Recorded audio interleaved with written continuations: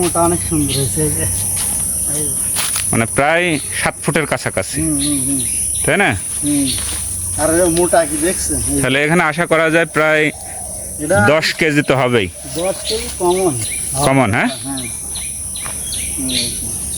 কি বড় গাছ দেখুন প্রিয় দর্শক, ওল গাছ। আমার বাড়ির সামনেই মনে করেন যেটা করা হয়েছে এবং বাড়িতে শখ করে করছি, করার পরে আল্লাহর রহমতে এই অবস্থা। আবার আমি একটু বেশি করে করছি, চলেন এবারে আমার ওই বেশি টুকটা দেখেন। চলেন।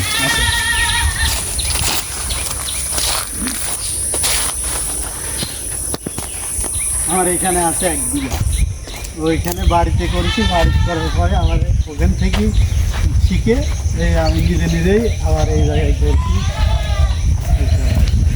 তো এই ওল কচুর জাতটি কি জাত? মাদ্রাজি। মাদ্রাজি, হ্যাঁ, মাদ্রাজি জাত।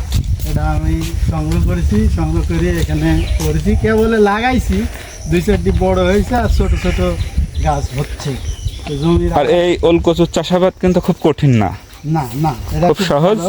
এই দেখেন কেবলে করছি, আমার গাছ ইনশাআল্লাহ কতক বড় হয়ে গেছে, কতক মনে করেন হচ্ছে। এই যে এই যে এই যে এটার মধ্যে আমি 4-5 রকমের আবাদ করেছি। 4-5 রকম? কি কি চাষাবাদ করেছেন? প্রথম আছে ধরেন আম বাগান। আচ্ছা। দ্বিতীয়ত আমি আবার এবার নতুন একটা পরিকল্পনা নিছি, সাজনের বাগান। এই যে সাজনের গাছ লাগাইছি, কেবলে লাগাইছি, প্রত্যেক গাছে কুশি বের হচ্ছে, ওই দেখেন বের হয়েছে কুশি। আচ্ছা, এই যে সজনের গাছ যে আপনি লাগিয়েছেন, তো আপনারা কিভাবে জানলেন যে সজনের গাছ লাগানো যায় বা চাষ করা যায়? এটা লাগাইছি আমি মনে করেন যে আমি উপসহায় কৃষি অফিসারের থেকে যাইনি শুনি, তো পরে আমার কিছু গাছ ছিল, তো আমি নিজেই এটা পরিকল্পনা করলাম। করার পরে অফিসারের জিজ্ঞেস করলাম, তো বলতেছে হ্যাঁ এটা অনেক লাভজনক আবাদ, আপনারা কিসের জন্য আপনি এটা করেন, বললে অনেক উপকারিত হবে। তা আমি ওই যে হিসাব করি আমার কিছু ছিল, পরে লাগাইলাম। লাগানোর পরে মনে করেন যে এই দেখেন এই গাছটা, এই দেখেন কত সুন্দর কালি জায়গা। এরকম সবগুলাই হবে ইনশাল্লাহ, কিন্তু মনে করেন এটা কয়েকদিন আগে লাগানো, এটা এরকম সুন্দর হয়ে গেছে। এটাতে মনে করেন যে কোনো খরচ নয়, লাগাইছি, লাগানোর পর গাছ হলে আল্লাহর রহমতে 1 বছর পর ফল হবে।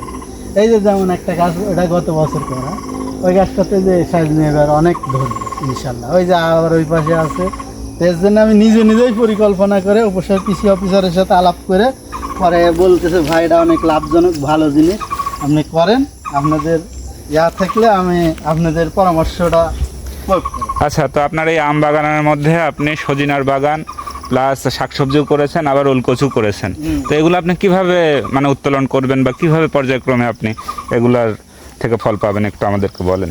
ফল বলতে ভাই এটা আমি তো করেছি, এখন করার পরে মনে করেন দেখেন লাল শাক, এটা তো ওলকপি লাগাইছিলাম, লাগানোর পর জায়গাটা দেখলাম যে থাকবে, নিরানো লাগবে, তার আগে আমি কিছু বিচি ছিটে দিলাম, দেওয়ার পরে দেখেন এগুলো খাওয়া উপযোগী হয়ে গেছে, অলরেডি একদিন খাওয়া হচ্ছে। তার মানে আপনার সবজিটা উত্তোলন হয়ে যাচ্ছে, তাই না? মানে গাছ বড় হতে হতে আপনি সবজি পেয়ে যাচ্ছেন। হ্যাঁ, সবজি পেয়ে যাচ্ছে। এবং ওই যে পুঁই শাক লাগাইছি, পুঁই শাকটাও আপনার ওই ধরেন 2 মাঝখানে দিয়ে লাগাইছি, ওটা 2 হাত 3 হাত হবে, কেটে আবার বিক্রয় করতে পারবো, আবার খেতে হবে।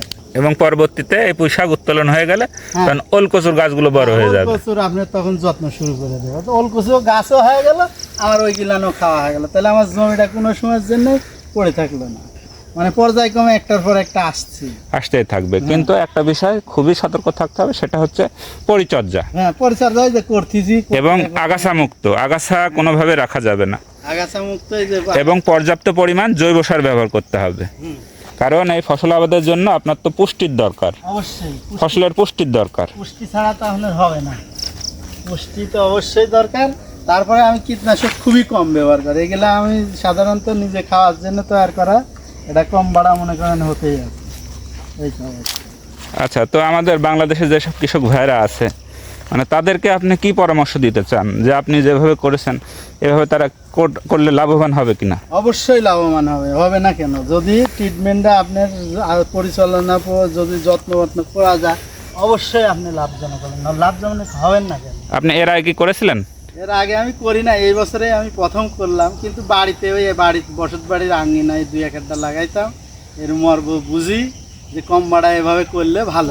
মনে করেন যে আমার এটা দুই ভাগের, কিন্তু মনে করেন 1 বিঘার মতো হবে, আমি এই বছরে 2 জন প্রথমেই করছি, করার পর ইনশাল্লাহ এই যে এই পর্যন্ত আসছে এখন পর্যন্ত, আর এরপরে আসতেই ভালো হবে। তাহলে আমরা আজকে দেখে গেলাম এবং পরবর্তীতে যখন আপনার ওল কচুর গাছগুলো বড় হবে হুম, বা আপনি পর্যায়ক্রমে যে উত্তোলন ফসলগুলো উৎপাদন করবেন এগুলো কিন্তু আমরা দেখব। অবশ্যই আপনাদের স্যার আপনাদের পরামর্শ বা এবং আপনাদের পরামর্শ ফোন দেওয়া জানানো হবে যে স্যার আমার এখানে আসেন, দেখেন কোন অবস্থায় আছে।